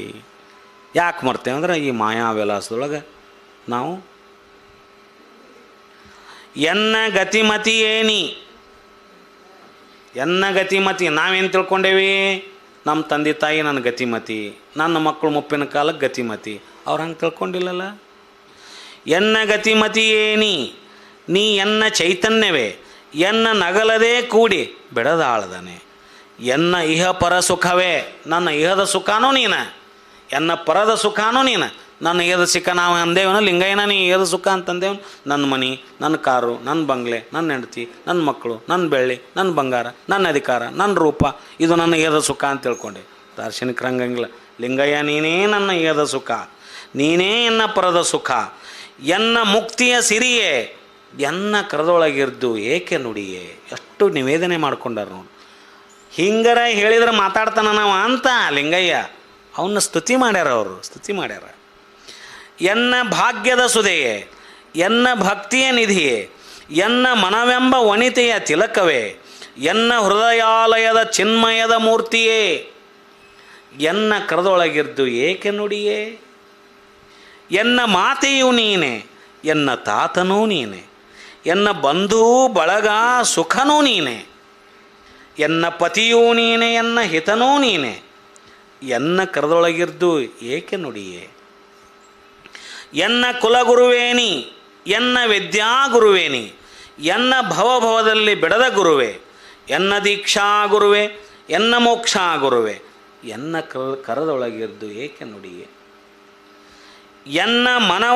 ಎನ್ನ ಮನವನ ಚೈತ್ರ ಎನ್ನ ಘನ ಸುಖ ಪಾತ್ರ ಎನ್ನ ಭವವೆಂಬ ವಾರಿದಿ ಭೈತ್ರವೇ ಎನ್ನ ಜ್ಞಾನದ ನೇತ್ರ ಎನ್ನ ಪುಣ್ಯದ ಗಾತ್ರ ಎನ್ನ ಕರದೊಳಗಿರ್ದು ಏಕೆ ನುಡಿಯೇ. ಇದನ್ನು ನಾವು ಸಮರ್ಪಣೆ ಮಾಡ್ಕೋಬೇಕಲ್ರಿ ಲಿಂಗಯ್ಯಗ. ಎನ್ನ ನಿನ್ನಲ್ಲಿಗೆ ತಂದು, ಕೊನೆಯದು ನೋಡ್ರಿ, ಎನ್ನ ನಿನ್ನಲ್ಲಿಗೆ ತಂದು ಭಿನ್ನವನು ಮಾಡಿದೈ. ನಾವು ಒಂದ ಇದ್ನಲ್ಲೋ, ನೀನ ನನ್ನ ಭಿನ್ನ ಮಾಡಿದಿ, ನಾ ಬೇರೆ ನೀ ಬೇರೆ ಅಂತ. ಹೋರಾಟ ವಿಕ್ಕಿಸಲು ಬೇರಾದೆ ಎಲ್ಲದೆ ಬೇರುಂಟೆ ಜಗದೊಳಗೆ ಎಲೆ ದೇವನೇ. ಅದು ಮಪ್ಪಿನಾರ್ಯದ ಪದ್ಯ. ಹೋರಾಟ ವಿಕ್ಕಿಸಲು ಬೇರಾದೆ ಎಲ್ಲದೆ. ಅಪ್ಪ ನೀ ಬೇರೆಗಿದ್ದು ಬೇರೆ ಅದಕ್ಕಲ್ಲ. ಈ ಮಾಯಾವಿಲಾಸ ಪ್ರಪಂಚದಲ್ಲಿ ನಮ್ಮನ್ನು ಕೆಡವಿ ನಮ್ಮನ್ನು ಹೋರಾಟ ಮಾಡಕ್ಕೆ ಹಚ್ಚಿ ನೀನು, ಬೇರೆ ಏನು ಅಲ್ಲಿದ್ರಾಗ. ಹೋರಾಟ ವಿಕ್ಕಿಸಲು ಬೇರಾದೆ ಎಲ್ಲದೆ ಬೇರುಂಟೆ ಜಗದೊಳಗೆ ಎಲೆ ದೇವನೇ. ಆರು ಅರಿಯರು ನೀನು ಬೇರಾದ ಪರಿಗಳನ್ನು. ಬಾಬಾ ಯಾರು ತಿಳ್ಕೊಂಡೇವಪ್ಪ? ನಾನು ನೀನು ಬೇರೆ ಆಗಿದ್ದು ಯಾರಿಗೆ ಗೊತ್ತೈತಿ? ಮೂಲದಲ್ಲಿ ಒಂದೇ ಇದ್ವಿ ನಾವು.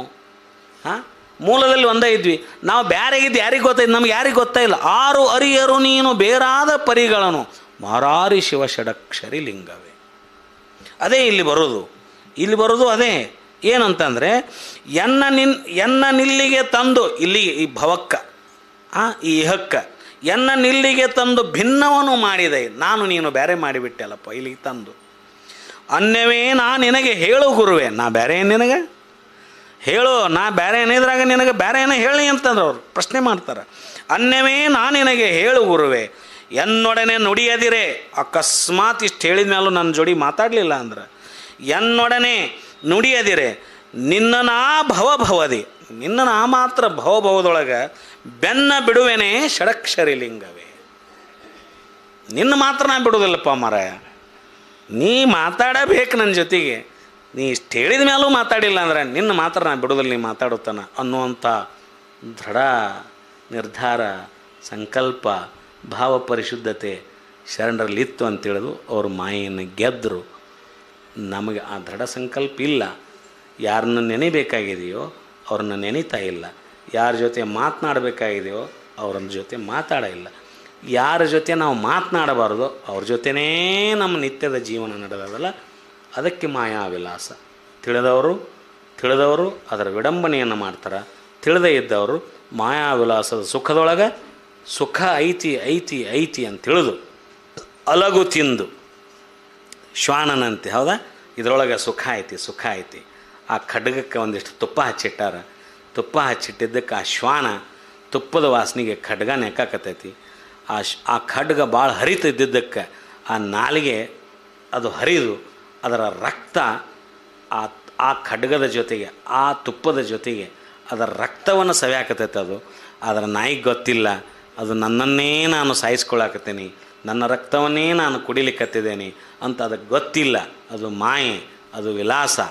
ಆದರೆ ಒಂದಿನ ಆ ಸಂಸಾರದ ರುಚಿ, ಅದು ರುಚಿ ಅಲ್ಲ, ಅದರ ತೋರು ಬಂದಂಥ ಆ ತುಪ್ಪದ ವಾಸನೆಗೆ ಹೋಗಿ ಅದೇ ತುಪ್ಪ ಅಂತೇಳೋದು ತನ್ನಷ್ಟಕ್ಕೆ ತಾನ ಆ ರುಚಿಯೊಳಗೆ ಉಂಡು ತನ್ನ ರಕ್ತವನ್ನೇ ಸುರಿಸಿಕೊಂಡು ತನ್ನ ರಕ್ತವನ್ನೇ ತಿಂದು ಒಂದು ದಿನ ತಾನು ಸಾಯ್ತಕ್ಕಂಥ ಶ್ವಾನದ ಸ್ಥಿತಿ ಈ ಮಾಯಾವಿಲಾಸದಲ್ಲಿ, ಈ ಮಾಯಾಬಲೆಯಲ್ಲಿ ಬಿದ್ದು ಹೋಗ್ತಕ್ಕಂಥ ನಮ್ಮವ್ರದ್ದಾಗಿದ್ದರಿಂದ ತಿಳಿದವರು ಅದರ ಹೊರಗಡೆ ನಿಂತು ವಿಡಂಬನೆ ಮಾಡ್ತಕ್ಕಂಥ ಸ್ಥಳಕ್ಕೇ ನಾವು ಮಾಯಾವಿಲಾಸ ವಿಡಂಬನ ಸ್ಥಳ ಅಂತ ಕರಿತೇವೆ. ಸರ್ವರಿಗೂ ಶರಣಾರ್ಥಿ.